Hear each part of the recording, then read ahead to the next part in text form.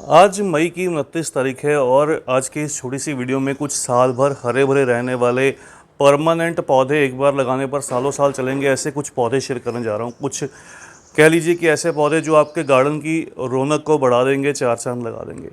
Number 1 मैंने दिया है इस तरह से अरीका पाम को। अरीका पाम सेमी शेड में बहुत अच्छे से चलता है और एयर को प्यूरीफाई भी करता है, तो सभी गार्डनर्स की पसंद रहती है। बहुत हरा भरा दिखाई देता है, सुंदर सा दिखाई देता है।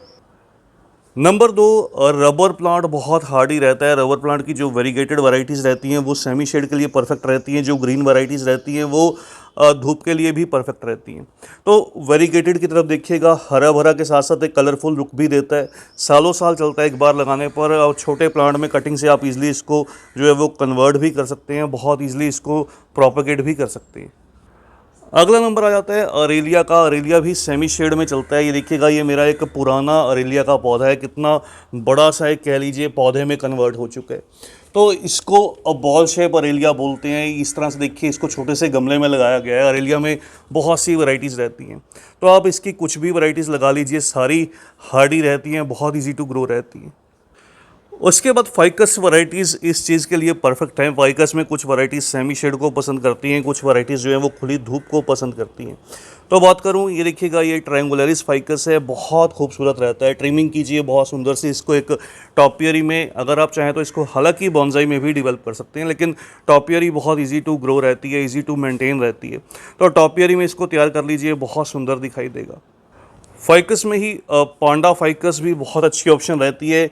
कुछ इसको ब्लैक फाइकस भी बोल देते हैं। तो नर्सरी पर तो अक्सर आपको ये ब्लैक फाइकस कहकर बेचा जाता है। तो इस तरह से आप इसको लगा सकते हैं, बहुत सुंदर एक टॉपियरी में कैनपी में जो है वो डेवलप कर जाता है। सफारी फाइकस की भी ऑप्शन बहुत खास रहती है, क्योंकि ये वेरिगेशन को लिए रहता है। सेमी शेड इसको भी पसंद रहता है। बहुत तेज़ धूप में कई बार पत्तियाँ जो हैं वो जलने लगती हैं, सनबर्न का शिकार होती हैं।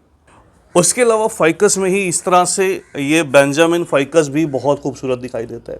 तो आपकी पर्सनल चॉइस है, आप कौन सा जो फाइकस का पौधा है आप ग्रो करना चाहते हैं। बहुत हार्डी रहते हैं और इजी टू मेंटेन रहते हैं। साथ के साथ अगली बात करूं तो शफलेरा भी इसी लिस्ट में आ जाता है। हरी भरी पत्तियों वाला पौधा है, सारा साल इसी तरह से हरा भरा रहता है। बहुत ज़्यादा ठंड में थोड़ा बहुत शफलेरा जो है वो रेस्ट या डोरमेंसी में जाता है, लेकिन अदरवाइज साल भर जो है वो बहुत अच्छे से ग्रो करता है। तो आप शफलेरा के बॉन्साई भी डेवलप कर सकते हैं, बहुत कम दाम में मिल जाता है, कटिंग से जो है वो ग्रो भी कर जाता है। फिर बात करूं, कुछ एक कमेंट्स आते हैं, तो देखिएगा, आप कुछ पौधों के बॉन्साई भी बहुत इजीली बना सकते हैं। जैसे ये फाइकस का आप वैरायटी देख रहे हैं, तो इसको पिलखन बोलते हैं। बहुत इजीली ये भी फाइकस विरेन या पिलखन के नाम से जो है वो नर्सरी पर मिल जाएगा। साल भर हरा भरा रहता है, एक बार लगाने पर सालों साल जो है वो चलता रहता है।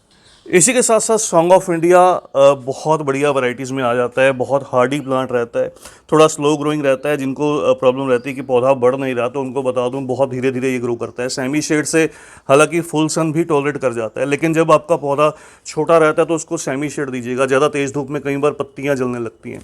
तो ड्रेसिना की वैरायटी रहती है, ड्रेसिना की जो वैरायटीज़ रहती हैं ये इजीली कटिंग से प्रोपोगेट कर जाती हैं। ये देखिएगा, इस तरह से बहुत इजीली छोटी छोटी जो कटिंग्स है वो निकाल कर लगा लीजिए, एक से कई पौधे जो है वो मल्टीप्लाई हो जाएंगे। बेल वाले पौधे की बात करूं तो पान की बेल बहुत अच्छी भी रहती है, लक्की भी मानी जाती है, चमकदार पत्तियां भी प्रोड्यूस करती है और सुंदर भी दिखाई देती है। तो गमले के लिए परफेक्ट रहती है। पान की बेल को आप ग्रो कर सकते हैं, मॉइस्चर लविंग रहती है। साथ के साथ आप मनी प्लांट की तरफ देख सकते हैं, मनी प्लांट में बहुत सी वैरायटीज़ रहती हैं। तो मोस्टिक की सपोर्ट जो है वो इन दोनों पौधों को दीजिएगा, इससे इनकी जो ग्रोथ है वो अच्छी रहेगी। मोस्टिक को हमेशा नमी में रखिएगा। दोनों के दोनों पौधों पर मेरी कंप्लीट वीडियोज़ जो हैं वो अवेलेबल भी हैं, और ईजिली कटिंग से ये पौधे जो हैं वो प्रोपोगेट भी कर जाते हैं।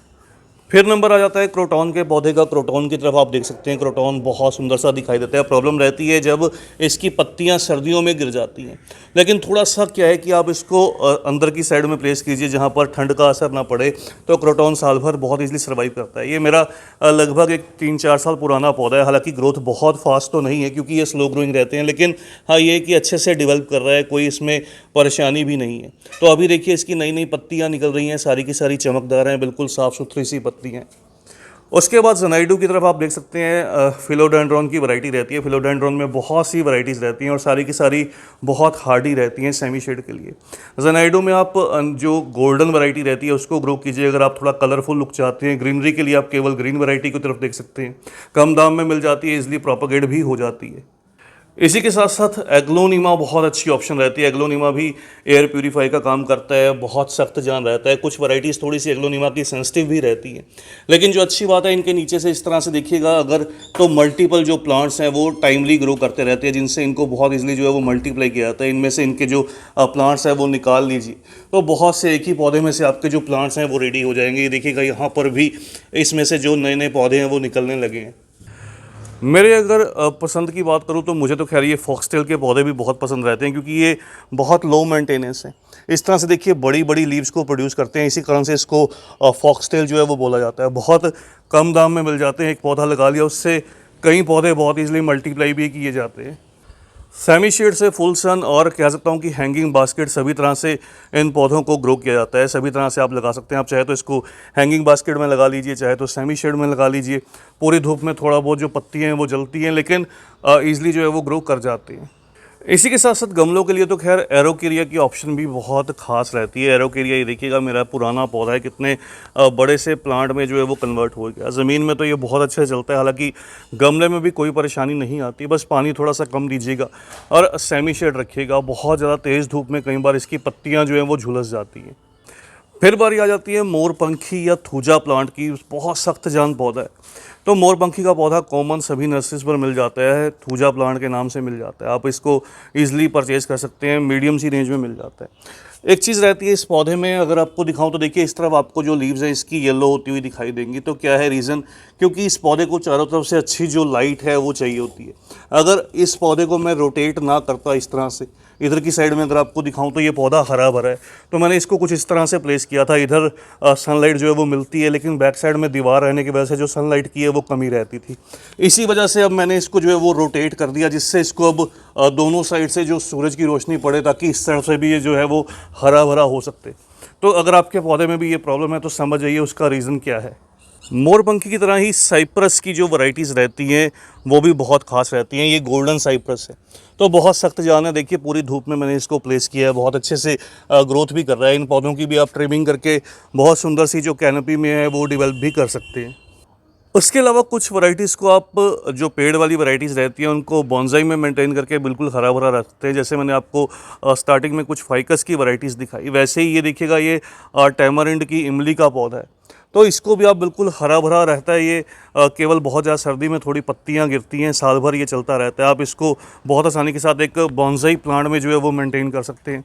नीम का पौधा भी कुछ इसी तरह से रहता है, नीम को भी आप बहुत ईजिली जो है वो मेंटेन कर सकते हैं। तो और भी ऐसे बहुत से पौधे रहते हैं। तो बस दोस्तों आज की इस छोटी सी वीडियो में इतना ही। जल्द ही मिलते हैं किसी और नए टॉपिक के साथ, किसी और नई वीडियो के साथ। तब तक के लिए bye, happy gardening, take care.